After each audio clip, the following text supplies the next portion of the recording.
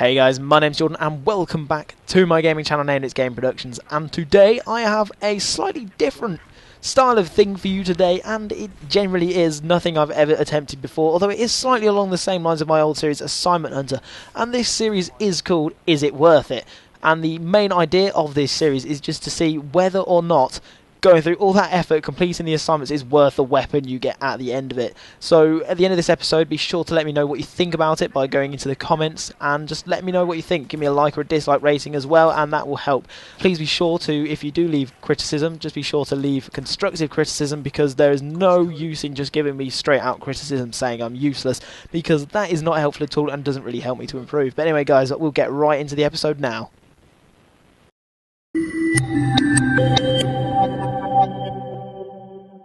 Hey guys, and welcome to Is It Worth It, the series in which I decide, well, sort of help you guys to decide is probably a better way of putting it, if all the effort you went to in doing that assignment was really worth the weapon you got at the end of it. And today the first episode is going to be on the RPK-74M. Right, to start off with, to achieve the RPK-74M, you need to complete the assignment called Powder Keg. Now, this was supposed to be one of the China Rising assignments, but for some reason is actually available for you to complete now on Battlelog. It isn't actually listed as an assignment yet, but if you do complete it, you do get the weapon still. Now, to complete this assignment, you need to get 3 light machine gun ribbons and then 1 kill with the M224 mortar. That is the little mortar you put down and use the little screen when you run away from it to launch little mortar shells at people. It really is an incredibly easy assignment to get. Like, it is just absolutely ridiculously easy. 3 light machine gun ribbons is not that difficult, to be fair. You can get 3 light machine gun ribbons really easy in simply 1 round of rush if you play well. Now, getting a kill with the mortar, I really genuinely do think that the mortar in its current form is very overpowered. You can place it down, fire your 5 shots, pick it up, place it down again, and then fire another 5 shots. It really is ridiculous how easy it is to farm kills with the mortar, so I really do doubt, unless your team is just not spotting anyone and you have no commander with any UAVs in the air, it is almost guaranteed that you'll get a kill with a mortar on a round. Unless you're on like a completely indoors map, so you're not going to get this playing team deathmatch on Operation Locker, for example. You may be able to at a pinch, but it will be a lot more difficult than playing, say, on one of the more open maps such as Gormid Railway or something along those lines. My actual favourite place to get this mortar kill on is actually by playing Operation Locker Conquest Large, because there are quite a lot of choke points along the cliff at the edge where you can really easily just fire at really easily on the enemy, and you are pretty much guaranteed at least 1 kill if you're firing all 5 rounds into a cluster of enemies. The RPK, from my testing, appears to be a 25 damage weapon at close range, which therefore means at close range you're going to need 4 body shots to kill, or approximately 2 headshots. This makes it a reasonably powerful weapon in close quarters, despite the fact that it does not actually have that great of a hipfire accuracy. Now, it does have a relatively high stability. This means that it does not actually recoil too much, and it does have a rate of fire of 600 rounds per minute. These stats are not actually confirmed, just so you know, because they haven't updated Synthic with the exact weapon stats yet, although I've been assured that they will soon.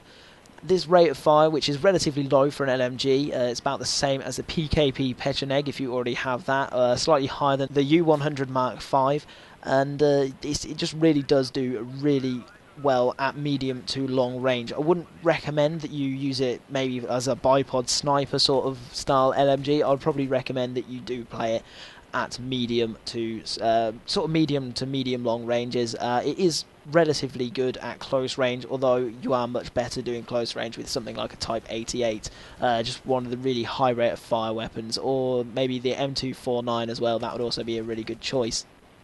Now, the RPK does do relatively well with pretty much any attachments you put on it, although personally I would recommend that you use it with the iron sights until you unlock the Cobra red dot sight, because I just don't really get on with the PKA-S red dot sight, which is actually, I don't know, it just doesn't seem to be something I get along with really well. And the iron sights on the RPK-74M, in comparison to pretty much all other weapon sights on any Battlefield game are actually really quite nice to use.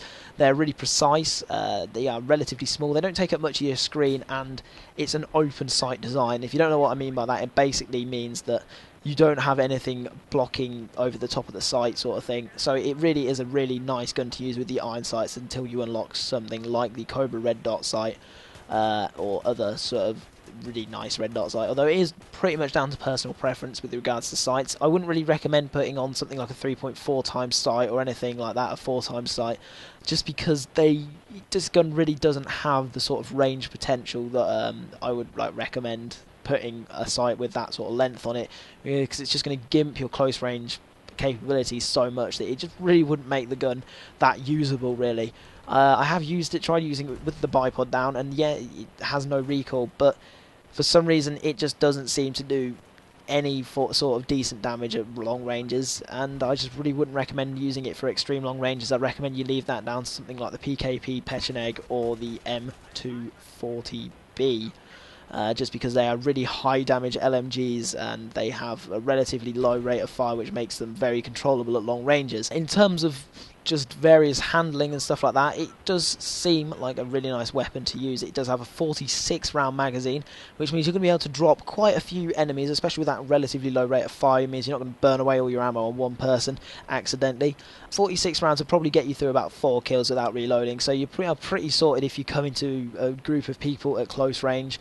And yeah, it just really works really well for a weapon. It's got relatively short reload time. Again, I don't know the exact timings for this because Simthic hasn't been updated, but it does certainly make it very competitive with the other small mag LMGs in the game, that being the QBB-95-1, the U-100 Mark V and the RPK-12. So yeah, that pretty much sums it up for the weapon, so we'll move on to the conclusion. Now overall, I really do think that completing the assignment to get the RPK-74M is completely and utterly worth it. The guns is a very good gun to use. I really do like it. It has actually become my LMG of choice for any sort of medium to close range maps, just because of the fact that it just feels like such a nice gun to use for some reason. I may be a little bit mad there, but it just really feels really nice to use, and I really enjoy using it. And it's just, you know, that sort of AK feel with it as well. You feel really cool when you're dropping enemies with an AK, don't you? But the assignment for it is not difficult, really. To think about, it's simply getting 1 kill with a mortar and a load of kills with an LMG in a round. It really is incredibly easy to do, so it is wholeheartedly worth the effort that you need to put in to unlock this weapon. I would recommend that you give it a go. I mean, it'll probably take you, even if you're a relatively bad player, it will probably only take you 1-2 rounds to unlock it. It really isn't difficult at all. So anyway guys, that is pretty much it for this short episode. Let me know what you think about it, and thank you for watching. Subscribe, rate, comment, all of that good stuff, and goodbye.